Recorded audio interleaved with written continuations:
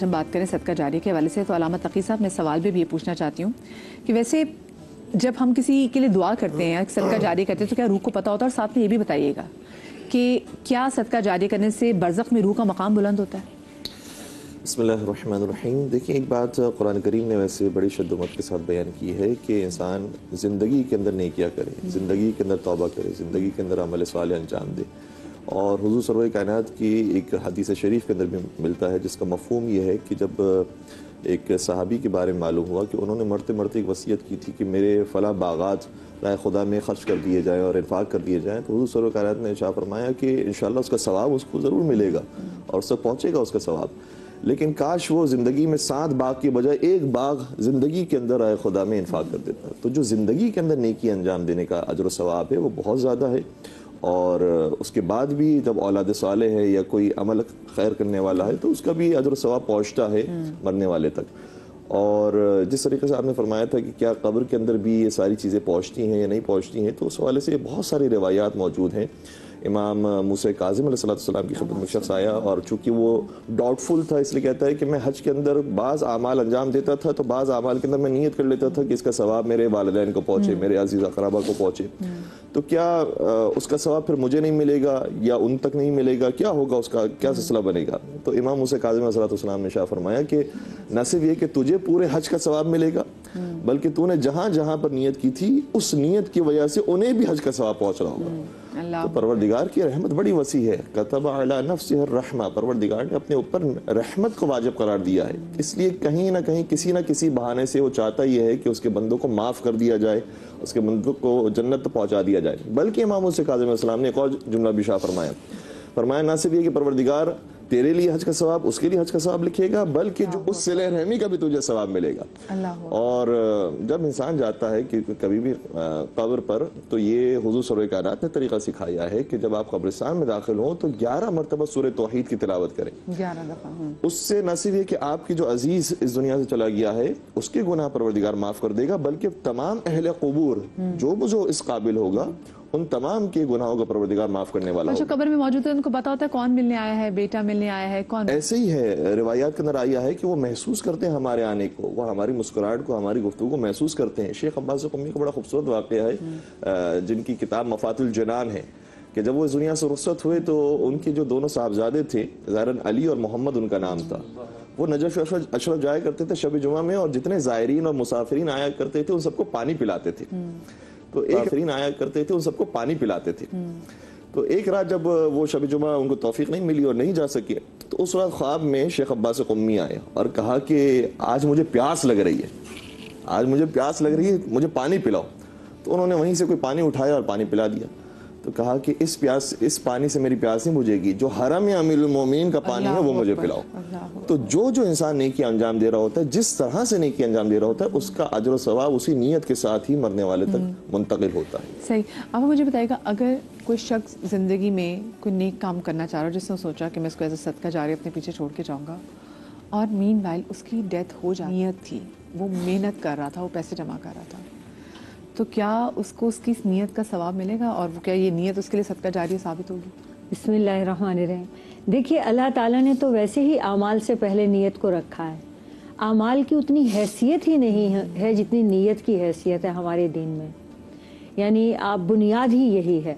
ایک مرتبہ ایک صحابیہ آئیں اور کہنے لگیں، یا رسول اللہ، اگر میری والدہ زندہ ہوتی تو وہ اپنا مال صدقہ کرتی، وہ چلی گئیں، تو میں کیا کروں؟ آپ نے فرمایا، اب یہ مال تم پر قرض ہو گیا ہے، تمہاری ماں پر قرض ہوتا تو تم ادا کرتی تو ان کی نیت بھی پوری کرو. تو ان کا مال انہوں نے سارا کا سارا صدقہ دیا. اس طرح ایک صحابی آئے اور انہوں نے کہا کہ میری والدہ کا خیال تھا کہ وہ حج کریں گی، لیکن وہ بیمار ہو گئی اور وفات ہو گئی حج آنے سے پہلے. تو آپ نے فرمایا اگر تمہاری ماں پر قرض ہوتا تو ادا ہوتا، تو میں ضرور کرتا. تو یہ حج بھی اب تم پر قرض ہو گیا، اب ان کی طرف سے تم حج کرو تاکہ ان کے اوپر سے یہ حج کا فرض، یہ رکن ادا ہو. تو بات یہ ہے کہ ہم اپنے زندگی میں ہم کوئی نیکی کا ارادہ کرتے ہیں اور وہ نہیں بھی کر سکتے، تو بھی اللہ تعالیٰ ہمیں اس کا اجر دے دیتا ہے. جیسے اب حج دور ہے لیکن ہم نے اگلے سال کے لیے ابھی سے کر لیا، محرم میں سوچ لیا کہ ہم نے اگلے سال حج کرنا ہے، تو ہم اللہ کی کتابوں میں عرش پہ حاجی کہلائیں گے. اللہ اس کے بعد اب اگر وقت آیا اور ہم نے حج کر لیا تو اس حج کا وہ جتنا چاہے ثواب دے. کتنے گنا دیتا ہے اس کا تو کم از کم شروع ہی 10 گنا سے ہو رہا ہے, پھر 700 گنا تک تو دنیا میں ہی مل جاتا ہے. تو اب اس کی مرضی, اس کی رحمت اور ہمارے اخلاص کے اوپر ہے کہ ہم کیسے کر رہے ہیں, وہ اتنا بڑھ جائے گا. لیکن ایک نیت کرنے سے ہی اسی وقت آپ کو نیکی اور ثواب مل جاتا ہے, نیت کے ساتھ ہی. لیکن اس کا یہ کرم دیکھیے, سورہ بقرہ کی آخری آیات میں اس کا تفسیر بھی ہے. یہ کرم دیکھیے کہ جب ہم گناہ کی نیت کرتے ہیں تو فرشتوں کو روک دیتا ہے کہ اس نیت پہ ان کو گناہ نہیں لکھنا ہے جب تک کہ ہم گناہ میں ملوث ہو نہیں جاتے ہیں. اس کے لیے وہ اس کا کرم اور رحمت دیکھیے کہ اس نے اپنے بندوں کو چھوڑ دیا ہے جب تک کہ وہ اس میں شروع نہ کر دیں, ابتدا نہ کر دیں گناہ کی. لیکن نیکی کی یہاں نیت کی آپ کو اجر مل گیا. اب آپ نیکی کے لیے رستے میں اب آپ کو ہر قدم پہ ملنا شروع ہوا اجر. جب جا کے آپ کی نیکی مکمل ہوئی تو وہ کہاں تک پہنچ جاتی ہے. جیسے اسی طرح صدقہ کا ہے, اللہ تعالیٰ آپ کے صدقے کو ایسے پالتے ہیں جیسے کوئی اپنا پیٹ پالتا ہے. اور جب آپ وہاں پہ جاتے ہیں جنت میں تو وہ احد پہاڑ جتنا ہو جاتا ہے. حدیث کے الفاظ ہیں کہ احد پہاڑ جتنا ہوا ہوگا. آپ کو یاد بھی نہیں ہوگا کہ آپ نے کبھی 1 روپیہ 10 روپیہ 100 روپیہ کسی ضرورت مند کو دیا, لیکن چونکہ وہ سائل کے ہاتھ پہ جانے سے پہلے رب نے اپنے ہاتھوں پہ تھاما ہوتا ہے تو رب اس کو اپنے ساتھ تجارت کی طرح پالتا ہے اور وہ کئی گنا نفع سے بڑھتا چلا جاتا ہے. ہر نیکی صدقہ ہے یوں تو, لیکن سب سے بڑی نیکی جو ہے وہ علم ہے. علم حاصل کرنا بھی نیکی ہے اور پھر اس کو پھیلانا بھی نیکی ہے. تو یہ اس میں کوشش کرنی چاہیے کہ ہر وہ طریقہ جس سے آپ کو رب کی قربت حاصل ہو, اس کی رضا, اس کی معرفت. صحیح. اچھا آپ لوگ جی ہمیں ہمارے اگینسٹ میں آپ کو بتا دوں کہ یوٹیوب چینل پہ جا کے جو کامنٹ سیکشن میں آسک مدیحہ نقوی جو بھی سوال آپ کا علماء دین سے پوچھنے کے لیے ہوگا تو آپ اس میں اپنا وہ سوال رکھ سکتے ہیں تاکہ پھر وہ سوال ہم تک پہنچے اور پھر میں وہ علماء سے وہ سوال کر بھی سکوں. اور ساتھ میں آپ لوگ ہمیں کالز بھی کر سکتے ہیں, ہم آپ لوگوں کی کالز بھی جو ہے وہ اب شامل کرنا شروع کر دیں گے. مجھے یہ بتائیے کہ صدقہ جاریہ اور اصال ثواب میں کیا فرق ہے اور کیا یہ دونوں بیک وقت ہو سکتے ہیں اگر کوئی اچھا کام کرے تو؟ دیکھیے, ایصال کا مطلب ہوتا ہے پہنچانا, ثواب یعنی ثواب کی کوئی چیز کر کے پہنچانا, تو وہ صدقہ جاریہ کے ذریعے بھی ہو سکتی ہے, ویسے بھی کوئی ثواب جو ہے وہ پہنچایا جا سکتا ہے. صدقہ جاریہ جو ہے نا وہ یہ یاد رکھیے, ایک ہے صدقات واجبہ, یہ صدقات واجبہ کے علاوہ صدقہ ہے, یعنی صدقات واجبہ زکوٰۃ ہے, صدقۃ الفطر ہے یا نظر کی چیزیں وہ الگ سے ہیں. یہ ہمارے ناظرین پیش نظر رکھیں, کوئی زکوٰۃ دے اور کہے کہ میں نے صدقہ جاریہ کر دیا, یہ وہ صدقات ہیں جو آدمی ویسے کرتا ہے. یعنی آپ نے راہ چلتے ہوئے دیکھا کہ یہاں پر لوگوں کو پانی کی ضرورت ہے, کنواں کھودوا دیا, یا آپ نے جیسے کراچی شہر میں ہمارے یہاں گرمی ہوتی ہے, ہیٹ اسٹروک ہو جاتا ہے, تو آپ نے پانی کے کولر لگوا دیے, تو وہ یہ چیزیں اضافی ہیں اور یہ اس کا ثواب بھی پہنچایا جا سکتا ہے اور اپنے لیے بھی کی جا سکتی ہیں. اور اگر وہ مستقل کولر لگا رہے گا, لوگ اس سے پانی پیتے رہیں گے بھر بھر کے, تو وہ ثواب جو ہے وہ پہنچتا رہے گا. تو اس لیے ان چیزوں کو پیش نظر رکھنا چاہیے کہ ہم صدقات جاریہ کے جب کام کریں تو اس میں لوگوں کا انسانیت کا نفع. دیکھیے اللہ ثواب کیوں دے رہا ہے, ہمارے ناظرین یہ بھی غور کریں کہ اللہ کیوں ثواب بڑھا رہا ہے. یہ فائدہ کس کو ہو رہا ہے؟ فائدہ تو اللہ کے بندوں کو ہو رہا ہے. یعنی وہ فائدہ اس کی اولاد بھی اٹھا رہی ہے, جس راستے اس نے اگر راستہ بنایا تو راستے سے اولاد بھی گزر رہی ہے, محلے والے بھی گزر رہے ہیں, شہر والے بھی گزر رہے ہیں, لیکن ثواب اس آدمی کو مل رہا ہے. کیوں مل رہا ہے؟ کیونکہ اس نے اللہ کے بندوں کو فائدہ پہنچایا. اللہ تعالیٰ قرآن مجید میں کہتا ہے من یقرض اللہ قرضا حسنا, اللہ اپنے لیے قرض مانگ رہا ہے. بھئی اللہ کو کون قرض دے گا؟ یعنی اللہ کے بندوں کی جو مدد ہے نا وہ اصل میں اللہ کو قرض دینا ہے. اچھا کوئٹلی, کیونکہ آگے بھی مجھے ذرا مختصراً بتائے گا علامہ صاحب کہ ایک آسک مدیحہ نقوی میں ایک سوال آیا ہے کہ وہ ہر جمعرات کی شب اپنے والدین کے لیے کھانا بنا کے ان کو بخشواتے ہیں, انہوں نے کہا اس کا صحیح طریقہ کیا ہے؟ ویسے جو جس طرح سے بخشوا رہے ہیں ظاہر اس کے اندر یہی کام کرتی ہوں گی کہ وہ کھانا پکانے کے بعد غریبوں میں, پڑوسیوں میں, ہمسایوں میں, رشتہ داروں میں تقسیم کرتی ہوں گی. اور اس کے اندر کوئی قید بھی نہیں ہے, یعنی ضروری نہیں ہے کہ جو ہمسایہ ہو وہ میرے ہم عقیدہ ہو, اس کے لیے بس یہ کہ انسان ہونا ضروری ہے. محرومین گھر آتے ہیں ویسے, بلکہ جس کل کی گفتگو کے اندر آیا تھا کہ حتیٰ حیوان کو بھی اگر کوئی کھانا کھلاتا ہے تو وہ بھی سنت معصومین پر عمل کرنے والا ہے اور اس کو بھی اجر و ثواب ہے.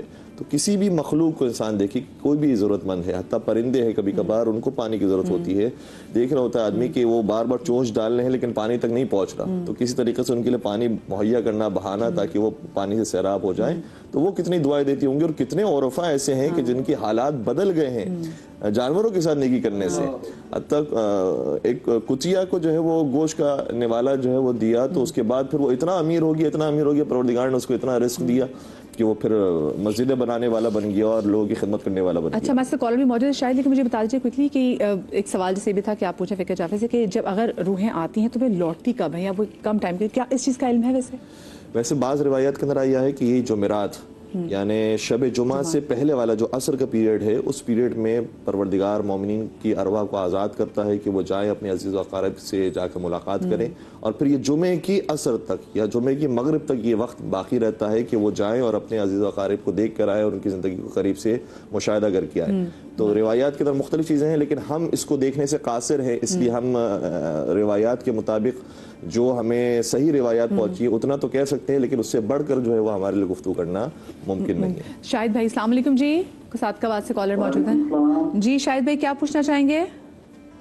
میں نے آپ سے یہ پوچھنا ہے کہ میری بیوی کا نا انتقال ہو گیا. جی تو جب میرا انتقال ہوگا میری بیوی دوبارہ مجھے ملے گی یا نہیں؟ کیا بات بتائیں. جی قیامت کے دن اگر بیوی بھی نیک ہوگی شوہر بھی نیک ہوگا، دونوں جنت میں ہوں گے تو وہاں ملاقات ہوگی اور وہ بہترین بیوی ہوگی. یہ نبی علیہ السلام کے فرامین سے بھی ثابت ہے اور دیگر روایات بھی ہمیں یہ بتاتی ہیں کہ یہ دنیا کی بیوی، مسلمان کی بیوی مسلمان کو جنت میں میسر آئے گی. صحیح، ٹھیک ہے. چلے جی، جو بھی آپ کے سوالات مجھے اچھا، مجھے یہی سوال میں آپ سے پوچھنا چاہوں گی کہ وہ جو روحوں کے بارے میں جب روحیں آتی ہیں تو بس ان کے لیے بیسٹ گفٹ کیا ہے؟ قرآن مجید میں روحوں کے بارے میں علم کم دیا گیا ہے اور یہی کہا گیا آپ صلی اللہ علیہ وسلم نے بھی کہ یہ اللہ تعالیٰ کے امر میں سے ایک امر ہے، اور شہیدوں کی روح کو یہ آزادی ہے کہ وہ جہاں چاہے جب چاہے، اور اللہ تعالیٰ انہیں کھلاتا پلاتا بھی ہے، اور شام کو وہ ایک ہرے رنگ کے پرندے کی اس میں چلی جاتی ہیں اور جنت میں ان کی جگہیں بنی ہوئی ہیں. تو یہ تو شہیدوں کی روح کے بارے میں تو یہ بات بالکل بیان ہے. باقی روحوں کا مجھے کچھ، میں اس کے اوپر صحیح بات ہے کہ مجھے وہ ہے کہ میں نہ بات کروں. چلے مجھے بریک کی طرف جانا تو